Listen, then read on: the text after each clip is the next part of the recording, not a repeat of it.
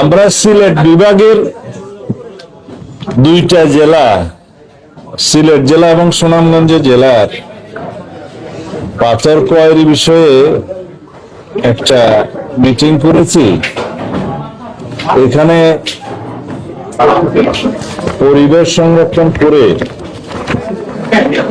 এবং খনিজ সম্পদ আইন বিধিমালা সবগুলো যথাযথভাবে অনুসরণ করে এবং যেগুলো ইকোলজিক্যালি ক্রিটিক্যাল এরিয়া ডিক্লেয়ার করা হয়েছে, জাফলং যেমন, এগুলো ব্যতীত বাকি সব জায়গায় কিভাবে সীমিত আকারে এই পাথর কোয়ারিগুলো ইজারা প্রদান করা যায় সে বিষয়ে সিদ্ধান্ত নেওয়ার জন্য মিটিং গুলো হয়েছে।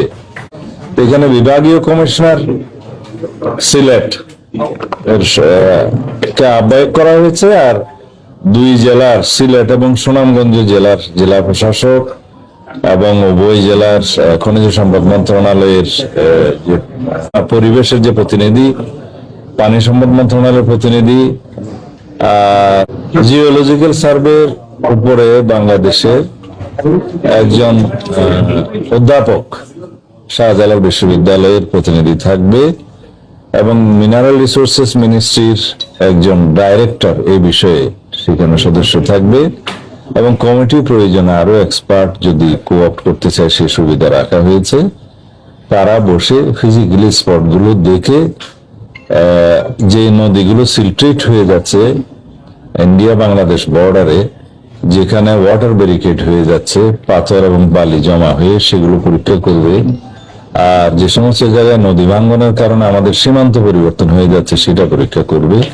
কি পরিমাণে, কত গভীরতায় এই পাথরগুলো উত্তোলন করলে পরিবেশ সংরক্ষণ করা হবে, আহরণ করলে সে ব্যাপারে সাজেশন দিবে। এবং কোন কোন জায়গায় আমাদের পর্যটন স্পট আছে আর কি, সেই সমস্ত জায়গায়, যেমন সাদা পাথরের একটা স্পট আছে, বিছানাকান্দি আছে, ভোলাগঞ্জ আছে, বিভিন্ন জায়গায় আমরা যাতে পর্যটক আকর্ষণ করতে পারি সেটাও তারা এখানে সাজেশন করবে। সেই সমস্ত জায়গায় যাতে আমরা অন্তত একটা শাসনের মধ্যে রাখতে পারি। আইন শৃঙ্খলা বাহিনীর ভূমিকা আছে এখানে, 2 SP কেও সেখানে মেম্বার হিসেবে রাখা হয়েছে, যাতে দুর্বৃত্তায়ন না হয় এবং পাথর লুট না হয় সেগুলো তারা সাজেস্ট করবে। এই সমস্ত বিষয় বিবেচনা রেখে আমরা একটা এই পাথর সংক্রান্ত, পাথর আহরণ এবং পরিবেশ সংরক্ষণ এবং আইন শৃঙ্খলা নিয়ন্ত্রণ এই বিষয়ে আমরা কিছু নীতিগত সিদ্ধান্ত নেওয়ার বিষয়ে বসছিলাম। আশা করি আমরা সমস্ত রিপোর্ট গুলো পাবো এই লাস্ট অফ দিস মান্থ, তারপরে জুনের ফার্স্ট উইকে আমরা আবার বসবো। এখানে সবচেয়ে গুরুত্বপূর্ণ বিষয় হচ্ছে বিভিন্ন পাথর কোয়ারি সম্পর্কে আমাদের হাইকোর্ট ডিভিশনের 2-1টি অর্ডার আছে, জাজমেন্ট আছে, একটা সুপ্রিম কোর্টেও পেন্ডিং আছে।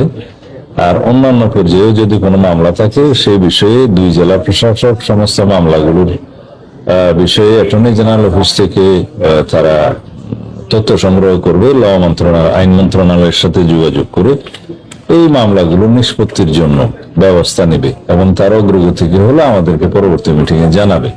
আমরা যাই করব আইন মেনে এবং আদালতের রায়কে মাথায় রেখে সম্মান জানিয়ে আমরা বিধি মোতাবেক করার চেষ্টা করব।